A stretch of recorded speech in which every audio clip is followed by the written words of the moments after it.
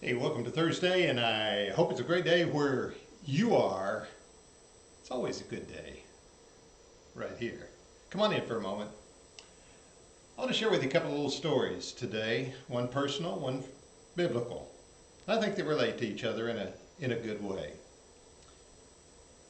When I was a young student in college, of course, didn't have any money and just getting by. I think it was going into my junior year in college. One day, shortly before I was to return to school, I was talking to my dad, or called him on the phone, or he called me one. Anyway, we were talking, and he said, "Hey, Russ, JD wants you to come by and see him."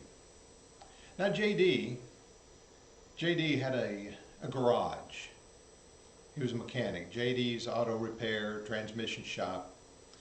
I'd known JD since I was a little boy.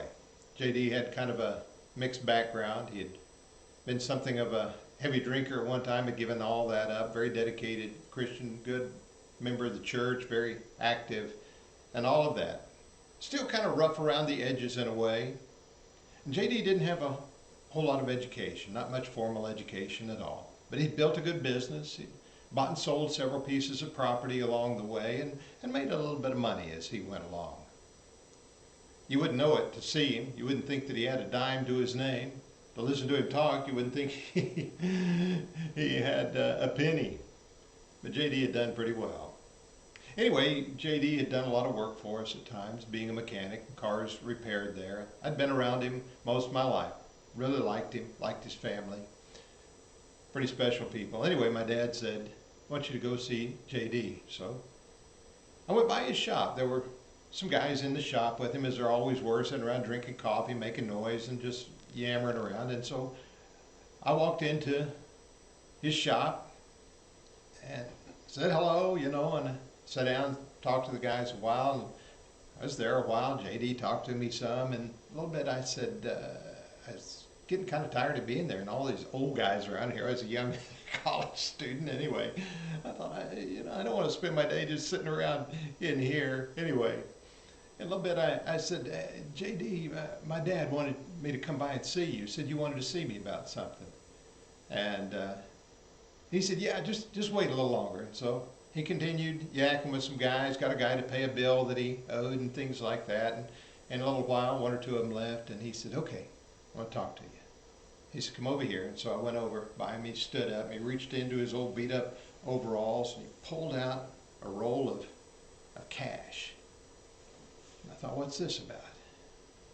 And he said, okay, just a minute. He started peeling off some money. There were 20s and so forth. And he started peeling off some cash. And he said, here, put out your hand. He started putting cash in my hand.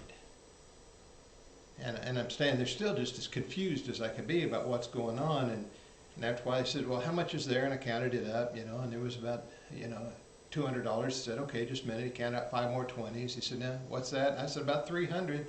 He said, just a minute. And he gave me 50 more dollars. In the end, he handed me $350. Now, I want you to know, back in the mid-1970s, $350 was a lot of money, especially to a broke college student and everything. And he said, okay, take that.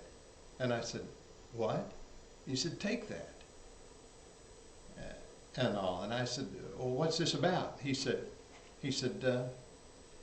just take it and everything. And I said, well, I don't understand. What are you handing me this money for? What am I supposed to do? Well, just ask your dad. And so I did. And at the end of the day, I saw my dad and I said, hey, JD handed me $350. What am I supposed to do with this? My dad said, it's yours. Use it. Pay some of your expenses. Take care of some business and everything. Do what you need to do with it. He said along the way, while you've been going to school the last couple of years or so, he's handed me money a time or two along the way. And I said, he feels like it's some way he can help a young man become a preacher. Said he looks at his life and he says, this is one small way I can help. And I thought, wow. JD passed away about 12 years ago, 11, 12 years ago, and all, but You know what? There were people that got aggravated at him. There were people that were bothered by him. Sometimes thought he didn't do the work he needed to do in some way. You know how it is when you're in business. Most people thought he was a good guy and did a good job and kept things going, kept their cars running for him. And he did a lot of good and benevolence and so forth, I think. But I'll always remember J.D. the friend who handed me a bunch of cash when I really needed it bad. If you go over to the 17th and 18th chapters of 2 Samuel, you find King David at one of the lowest points in his life. His son has brought about a coup, has taken over, driven David out of the capital, gone to war, ultimately dies. David's at one of the lowest points in his life. And as he runs from Jerusalem, there are some people who come to his aid. One of them is a fellow by the name of Barzillai. He's an old man, but he brings food and bedding along with some others, brings food and bedding for David's company that are traveling and escaping from Absalom's advance on Jerusalem. And David doesn't forget. And then when the war is over, Absalom is dead, David's still deep in his sorrow, really hurting, but is heading back, trying to make his way back to Jerusalem. Comes to the Jordan. Among the people who come and join him there is the fellow named Barzillai, standing by David's side through the toughest times in his life.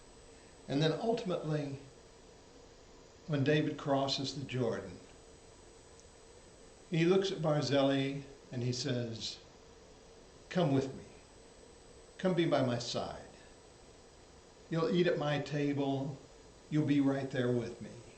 Basically saying, "You're my friend and I'll take care of you."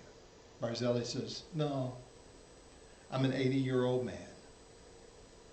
Said, I can't do much for you anymore. I can't do the things I used to do. But I'm going to send some with you, and I'm going to go back home and live out the remainder of my days. There I'll die at home. And that's exactly what he did.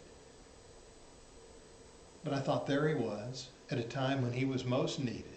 Maybe he wasn't a warrior in battle anymore. Maybe he didn't have what it took to do that. But he could stand by the side of the king.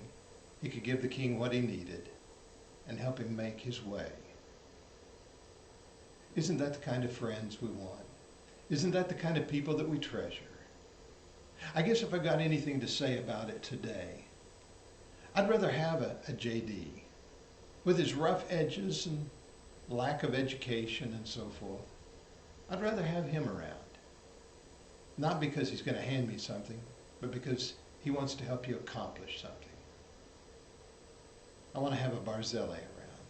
He may not be able to swing a sword in battle anymore, but he's the guy that will stand there and support you and be with you through thick and thin at the lowest points and the highest points in your life. Not about himself, but about doing the best for you. I guess that's what we call real friendship, isn't it? So today, let me encourage you. Be like one of them. Be that friend. And if you've got some like that, which you probably do, count yourself most fortunate in the world. And tonight, before you go to bed, when you offer your prayers, remember prayer for your friend. Hey, I hope you have a great day. And we'll look forward to some more things a little further down the road. Thanks for being with me today. And remember to be and share that kind of friendship.